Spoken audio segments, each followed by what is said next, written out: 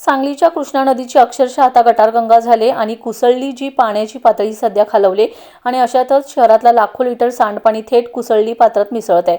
त्यामुळे फेसाळलेला सांडपाणी यामुळे कृष्णा नदीची प्रदूषणाची पातळी आणखीनच वाढली।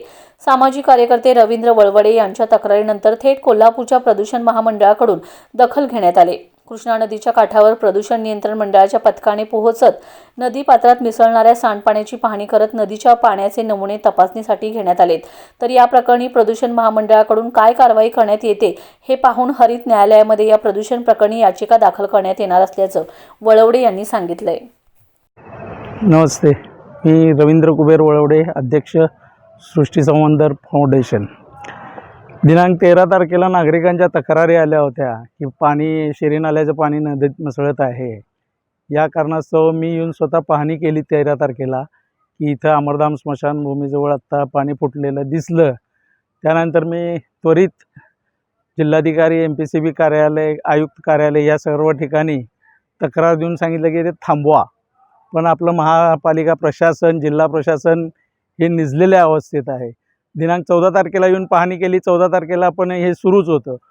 15 तारखेला परत पाहणी करून घेतली, 15 तारखेपर्यंत म्हणजे तक्रारी देऊन महापालिका प्रशासन काय यावर कारवाई करत नाही।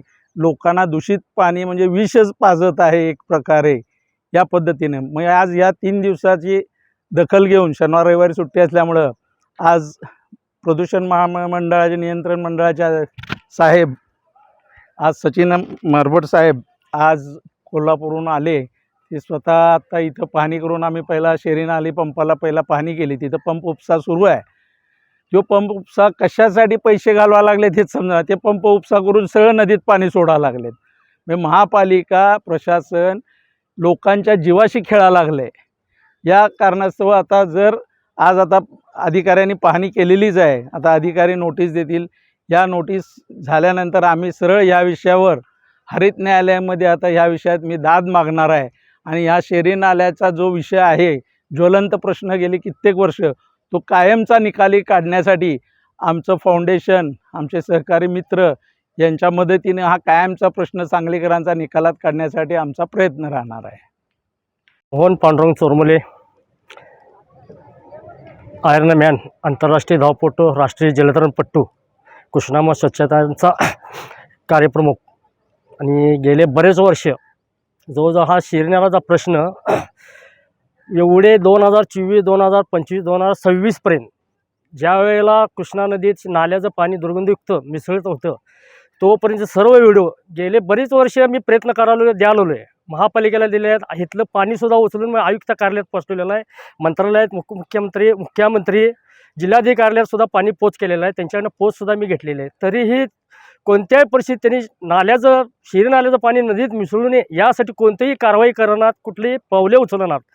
सांगलीकर जनतेला आत्ता अक्षरशः म्हणजे सगळ्यांना आव्हान केलेलंच आहे आज, आणि आव्हान करावलं वळवडे साहेबांनी सुद्धा खरोखर त्यांचं सुद्धा कौतुक केलं पाहिजे। सांगलीच्या जनतेसाठी उतरून त्यांनी सुद्धा सांगलीच्या हितासाठी, जनतेसाठी चांगलं स्वच्छ मुबलक पाणी द्यावं।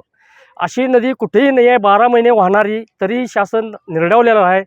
सर्व आमदार, खासदार असतील, कोणी लक्ष द्यायला तर नाही। तेवढंच घेतलं जातं, निवेदन घेतलं जातं, परत काय एक वेळा भेट दिली जाते। सर्वांच्या सुद्धा आम्ही प्रयत्न करायला लागलो, पण ह्याच्यावर ठामपणे कोणतीही भूमिका घ्यायला तयार नाही आहे।